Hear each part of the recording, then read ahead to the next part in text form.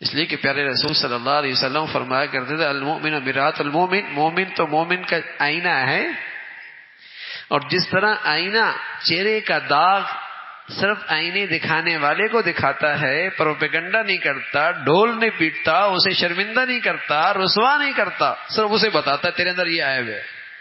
تو ایمان والا اپنے بھائی کو اس کی عیب بتاتا ہے، اس کی برائی بتاتا ہے، اسے نصیحت کرتا ہے، لیکن شرمندہ نہیں کرتا، اسی کو سمجھاتا ہے اور پوری خیرخواہی کے ساتھ. اور جب بندہ اللہ کی خاطر ایسا کرتا ہے نا میرے عزیزو، اللہ کی مدد بھی ہوتی ہے، اللہ بھی راضی ہوتے ہیں.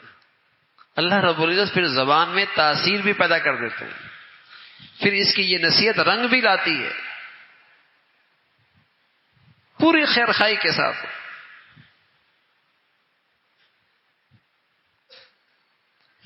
تو ہر گھر کا اہتمام ہو، ہر شخص اپنی زندگی کا جائزہ لے، اپنی خوشیاں، اپنی غمیاں، اپنا رہن سہن، اپنی اولاد، اپنے بچے. یہ جو بے فکری ہے، یہ جو غفلت ہے، یہ جو لاپرواہی ہے، اور کہ کھلی اللہ کی نافرمانیاں ہماری آنکھوں کے سامنے ہیں، یہ بڑا جرم ہے، یہ بڑا ظلم ہے.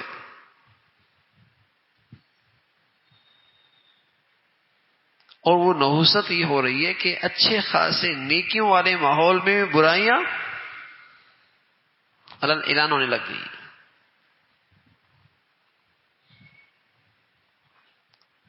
برائیوں سے نظریں بچانا مشکل، کانوں کو سب بچانا مشکل، حفاظت مشکل ہو گئی ہے.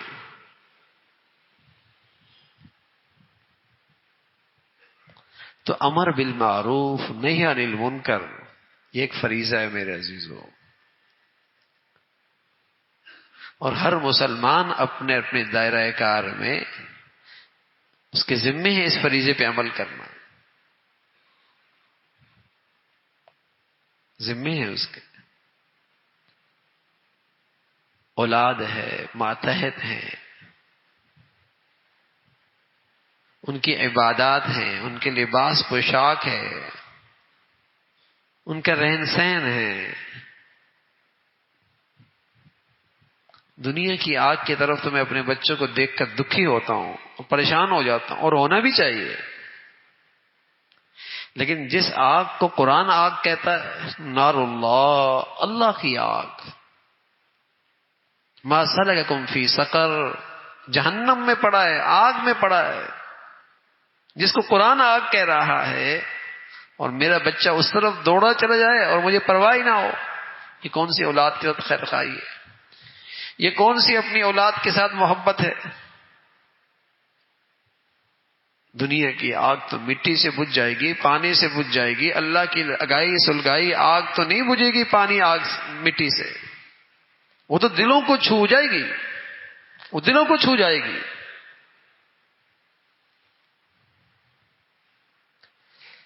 تو گناہ ایک آگ ہے، اس آگ سے بچانا اپنے ماتحتوں کو، اپنے اولاد کو، اپنے گھر کو، یہ ایک فریضہ ہے، یہ ایک فریضہ ہے، یہ فرض ہے. صرف ایک دو مرتبہ کہہ دینا کافی نہیں، اس کے پیچھے بے چین ہوگا، اس کے لیے دعائیں کرنی ہوگی، اس کے لیے فکر کرنی ہوگی.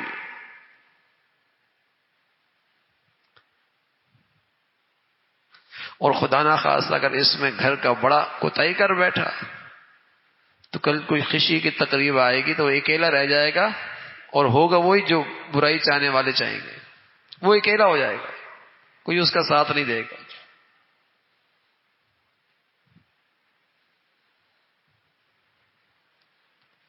وہ اکیلا ہی رہ جائے گا.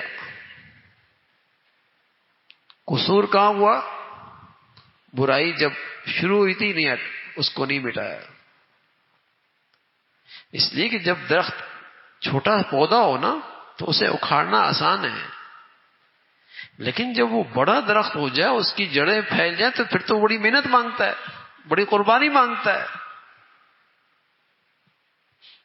جب برائی کا آغاز ہو تو اسے مٹانا آسان ہے، لیکن جب اس کی جڑیں مضبوط ہو جائیں تو پھر تو بڑی ہمت کی بات ہے، پھر تو بڑی قربانی چاہتا ہے وہ، پھر اس کو مٹانا آسان نہیں رہتا۔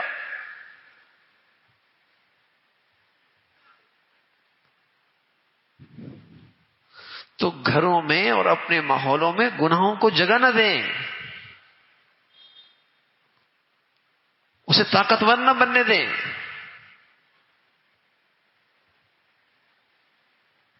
یہ ایمان کا تقاضا ہے، یہ ایمان کا تقاضا ہے۔ ایمان والا اللہ کی نافرمانی نہیں دیکھ سکتا، اللہ کا حکم ٹوٹتے ہوئے نہیں دیکھ سکتا۔ وہ ہاتھ سے روکتا ہے، وہ زبان سے روکتا ہے، وہ دل سے بے چین اور پریشان ہوتا ہے۔ یہی ایمان کی علامت ہے۔ بڑا عبادت گزار، بڑی نیکیاں کرنے والا، پیارے رسول صلی اللہ علیہ وسلم نے بتایا کہ اللہ کا حکم ہے ساری بستی الٹ دو۔ فرمایا ایک تو بڑا نیک ہے، اس کا تو ہر لمحہ عبادت میں گزرتا ہے، فرمایا الٹ دو اس پوری بستی کو۔ فرمایا وہ نیک آدمی ہے، اس کا تو ہر لمحہ عبادت میں گزرتا ہے، فرمایا ہاں وہ میری نافرمانی دیکھتا ہے، اس کے ماتھوں پہ بل نہیں آتا، وہ میری نافرمانی دیکھتا ہے، اسے کوئی پرواہ نہیں ہوتی، اس پر بھی یہ بستی الٹ دو۔ اتنا بڑا جرم ہے، اس کی اتنی بڑی نحوست ہے۔ اگر واقف اللہ کے حکم کی اس کے دل میں عظمت ہے نا، جس کو یہ خود پورا کر رہا ہے، تو اپنے ماتحتوں میں، اپنی اولاد میں اس کی کوتاہی دیکھ کر کیوں پریشان نہیں ہوگا؟ ہاں عادت بن چکی ہے عبادت، اور جو چیزیں اس کی عادت میں آ گئی ہیں، عظمت نہیں ہے، عبادت کے طور پہ نہیں کر رہا، تو پھر اس کو کوئی پرواہ نہیں ہوگی کہ اولاد کرے نہ کرے۔ تو اللہ تعالی ہم سب کو بھائی نیکی والی زندگی نصیب فرما دے، تقوی والی زندگی نصیب فرمائے۔